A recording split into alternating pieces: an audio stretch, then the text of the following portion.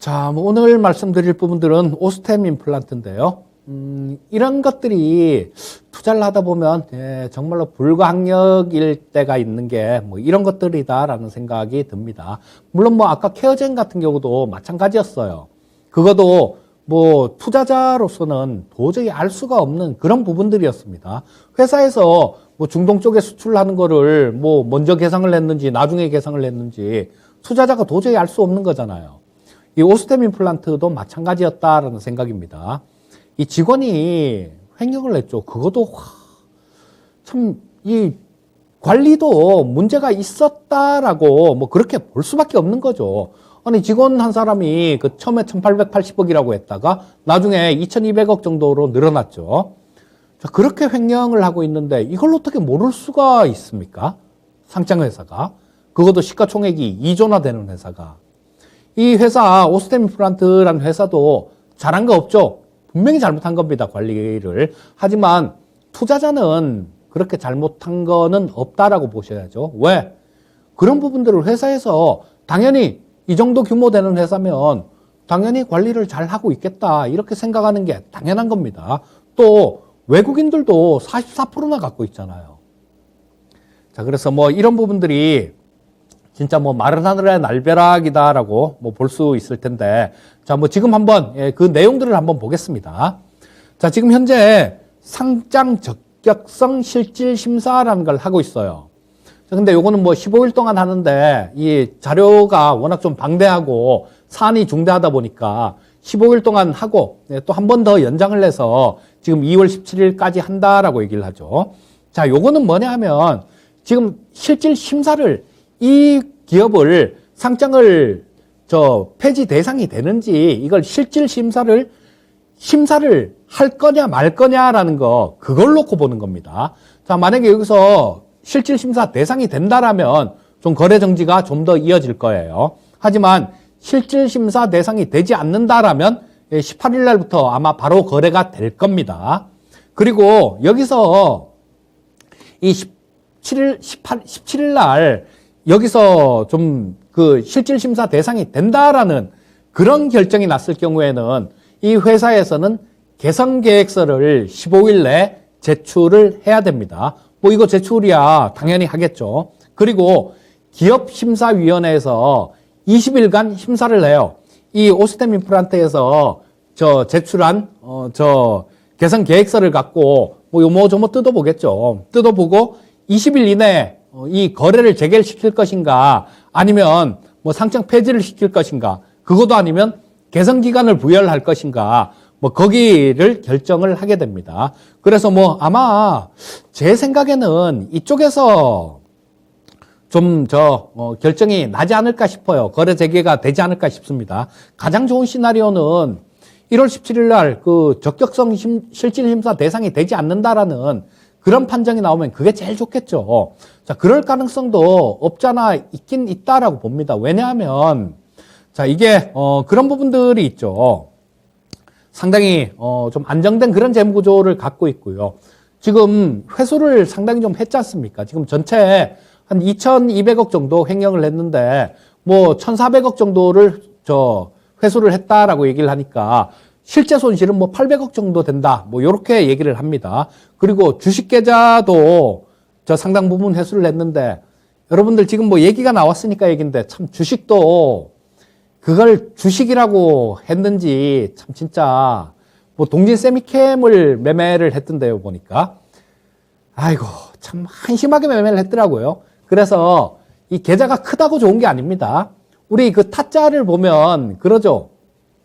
뭐 호구를 노름판에 안 치는데 거기서 뭐 호구는 자기가 돈이 자본금이 적어서 돈을 잃는지 안다라고 뭐 그래갖고 돈 더 갖고 오게 그렇게 만든다라고 뭐 그런 얘기들 나오잖아요. 근데 그거랑 똑같은 것 같아요. 아니 어떻게 진짜 한 100억 정도만 있어도 웬만한 종목 그냥 갖고 놀 수 있는데 그 2천억 갖고 주식을 참 하여튼 주식 계좌에 대해서는 상당 부분 좀 회수를 했고요. 자, 이런 부분들은 대외 신뢰도에도 좀 큰 영향을 줄 수 있는 그런 사안이기 때문에 상장 유지하는 쪽이 이 명분이 훨씬 큰 상태입니다. 자, 보시게 되면 여기 자, 재무구조를 제가 재무제표를 좀 이렇게 캡처를 했는데요. 자, 요거는 2020년도까지 나온 거고요. 자, 여기서만 보더라도 2020년도에 보시게 되면 영업이익이 한 930억 정도가 영업이익이 나 있잖아요. 자, 그리고 당기순이익이 한 975억 정도가 나 있습니다. 자, 그리고 여기 자본금이 71억 정도고 유보율이 3000% 정도면요. 여기서만 해도 벌써 회사에 유보금으로 한 2000억 정도 이렇게 쌓아놨다라는 얘기입니다. 그런데 2021년도에 또 상당히 좀 많이 벌었어요. 2021년도 매출이 이게 뭐 거의 한 8,400억 정도? 그 정도 수준이 됩니다. 8,400억 정도 수준이 되고 영업이익이 한 1,400억 정도 영업이익이 흑자가 났어요. 그래서 뭐 올해 저 2021년도 분을 결산한 거를 보면요. 작년에 그 횡령해갖고 손실 난 거 880억 정도를 전부 다 계상하고도 올해 당기순이익이 한 320억 정도가 당기순이익으로 남습니다. 그런데 그게 아니었으면 뭐 1,000억이 넘어갔다라는 얘기죠. 참 상당히 좀 아까운 그런 경우인데, 자, 이런 부분들을 본다라면 아마 제대로 한다라면, 그쵸? 저기 17일 날 그때 18일부터 거래 재개가 되는 게 그게 맞겠죠. 하지만 그게 아니더라도 기업심사위원회까지 가게 되면 아니 상식적으로 생각을 해봐도 이거는 이런 종목이 상장 폐지된다라면 이건 안 맞잖아요. 자, 작년에 저 횡령인 거 그거 다 하고도 320억 정도가 흑자가 났는데 그걸 상장 폐지시킨다? 이거 있을 수가 없는 일이다라고 보시면 되겠죠. 자, 그래서 이게 자본 잠식이 없다라는 겁니다. 그래서 상장 유지가 될 가능성이 되게 많다라고 보시면 될 거고요. 자, 지금 회사 이거 나온 김에 한번 볼게요. 자, 되게 좋습니다. 자, 어이구, 너무 커졌네요. 잠시만요. 자, 이게 보시게 되면 2,500억에서 2,800억, 3,300억, 3,700억, 4,200억, 그 다음에 2021년도에는 8,400억. 그 다음에 영업이익도 마찬가지죠. 500억, 400억, 500억, 580억, 2020년도에 931억에서 2021년도에 1,400억. 당기순이익은 여기서 975억에서 2021년도에 횡령한 거, 그거 계산을 하고 나면 한 320억 정도가 남습니다. 자, 그래서 상당히 좀 이 영업적으로는 상당히 탁월한 그런 성적을 보여주고 있는 기업이다라는 거죠. 자, 대신뢰도에도 상당히 큰 영향을 줄 수 있습니다. 우리 지금 얼마 전에 그 홍남기 부총리도 그런 말씀을 하셨죠. MSCI 선진지수에 편입을 시키려는 그런 정책을 그렇게 정책 방향은 그렇다라고 얘기를 했는데요. 자, 그러면 이것 때문에 MSCI 선진지수에 편입하는 것 때문에 근데 올해 바로 편입 안 됩니다. 그 관찰 대상에 일단 들어가서 1년간을 있다가 1년간 이렇게 보고 편입이 돼도 되는 거니까 어쨌거나 지금 이쪽으로 편입을 하려고 하는 상황에서 이것 때문에 그 외환시장이 우리 역외 외환시장이 자유롭지 못하다고 외환시장도 이렇게 더 개방을 해라 이렇게 얘기를 하는데 그런 것까지 다 수용을 하려는 그런 입장입니다. 정부 입장은. 자, 그런데 여기 외국인들도 굉장히 많이 몰려 있어요. 아까 말씀드렸듯이 2021년도 말 그때 기준으로 외국인 비중이 44.19%가 외국인들이 보유하고 있습니다. 그리고 가장 글로벌 증시에서 가장 큰 손이다라고 얘기를 하죠. 이 노르웨이 국부펀드. 우리나라 국민연금보다 더 큽니다. 훨씬 더 커요. 자, 여기서도 3.98%를 보유하고 있습니다. 오스템 임플란트 지분을 3.98%를 보유하고 있어요. 자, 그리고 빅토리아 캐피탈도 2.31% 정도를 보유하고 있고요. 피델리티에서도 마찬가지 2.27%를 보유하고 있습니다. 거기다가 뱅가드, APG 에셋, 블랙록 이렇게 우리가 말만 하면 알 수 있는 굵직굵직한 기업들 이런 기업들도 다 보유를 하고 있다라는 거예요. 자, 그럼 여기서 이거를 직원 한 명의 일탈로 상장 폐지를 시켜버린다라면 어떻게 되겠습니까? 대신뢰도에도 상당히 큰 악영향을 줄 수 있다라고 볼 수 있을 거예요. 자, 그러면 거래가 재개되면 주가 움직임은 어떻게 될 것인가? 이런 부분들도 한번 보시면 좋겠죠. 자, 요거는 아까 거는 제가 별도 기준으로 좀 더 짜게, 그러니까 그렇게 보기 위해서 아까 재무제표는 별도 기준으로 본 거고요. 요거는 연결 기준으로 나온 재무제표입니다. 보시면 2020년도에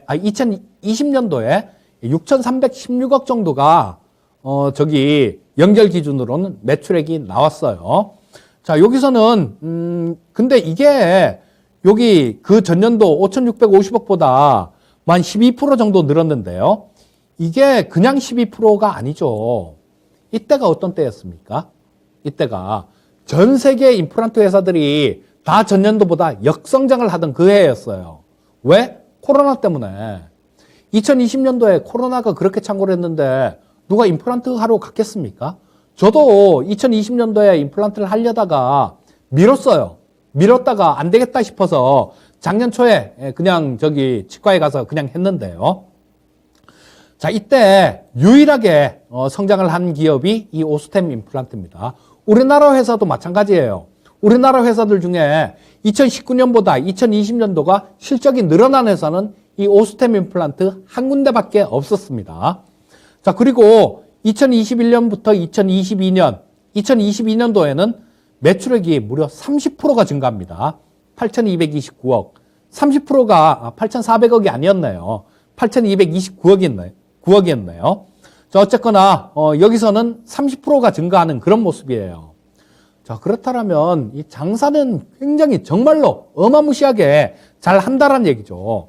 자, 그래서 거래 재개가 되면 저는 이게 오히려 전화위복이 될 수 있다라는 생각입니다. 한번 당해봤으니까 더는 안 당하겠죠. 한번 이런 거 겪고 그 다음에 또 생기면 그거는 말도 안 되는 일이 되겠죠. 자, 그래서 관리를 강화하는 그런 부분들이 있을 테니까 향후에는 횡령사고라든가 이런 게 없을 걸로 그렇게 생각할 수 있겠죠. 자, 그리고 임플란트 식립 기준입니다. 식립 기준으로 글로벌 1위 기업이에요. 자, 매출액이 1위라는 얘기는 아니고요. 이 임플란트 판매 기준으로 글로벌 1위 기업이라는 얘기입니다.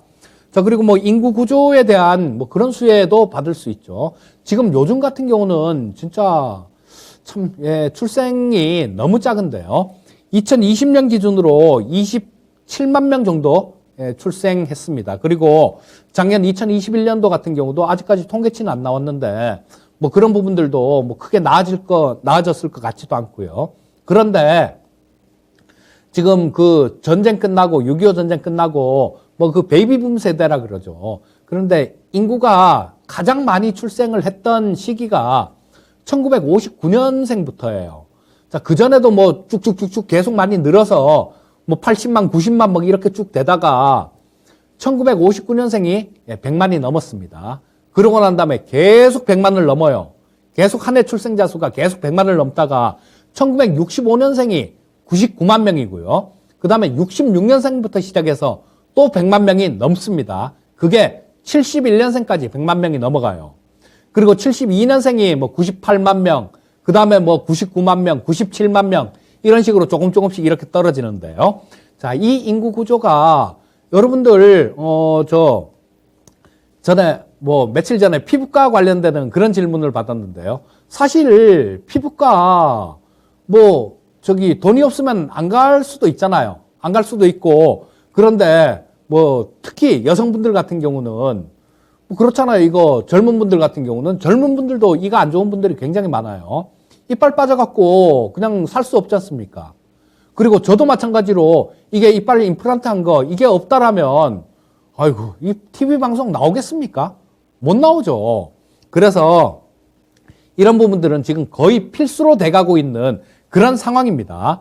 자, 그리고 여당 후보가 또 임플란트를 지금 65세 이상 2개까지 이게 건강보험이 적용되는데요.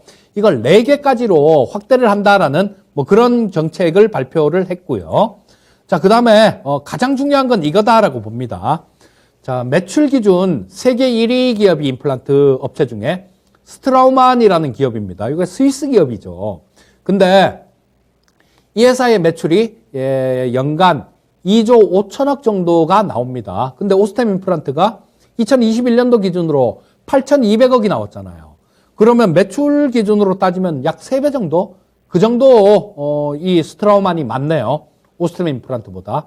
그런데 시가총액은 39조입니다. 스트라우만의 시가총액은 39조예요. 오스템 임플란트의 시가총액은 2조입니다. 그렇기 때문에 외국인들이 그렇게 많은 지분을 보유하고 있는 걸 거예요. 자, 그렇다면 이게 거래 재개가 되고 나면 여러 가지로 뭐 전화위복되는 그런 부분들도 있을 거고 이런 부분 이런 것들하고 비교해 본다면 위쪽으로 올라갈 가능성이 상당히 많다라고 봐야 되겠죠. 하지만 지금 시장도 감안을 해야 됩니다. 1월 달부터 시작해서 시장이 뭐 한 180포인트 정도가 빠졌잖아요. 코스닥 시장 기준으로. 그렇다면 이건 거래 정지가 돼서 오히려 뭐 그냥 플러스 마이너스 제로로 있는데 그 부분은 반영을 해야 되겠죠. 그 부분 반영을 하고 또 뭐 시장이 조금 어려운 부분들 그런 부분들도 좀 반영을 해가는 그런 과정은 나오겠지만 뭐 그런 과정에서 좀 과도하게 빠지면 한번 노려볼 수도 있는 그런 경우다라고 볼 수 있을 거고요. 보유하고 계신 분들은 일단 뭐 거래 재개가 되고 좀 뭐 초기에 좀 빠지면 그때는 좀 기다려 보시면 좋겠다. 뭐 이렇게 정리해서 말씀드릴 수 있을 것 같습니다.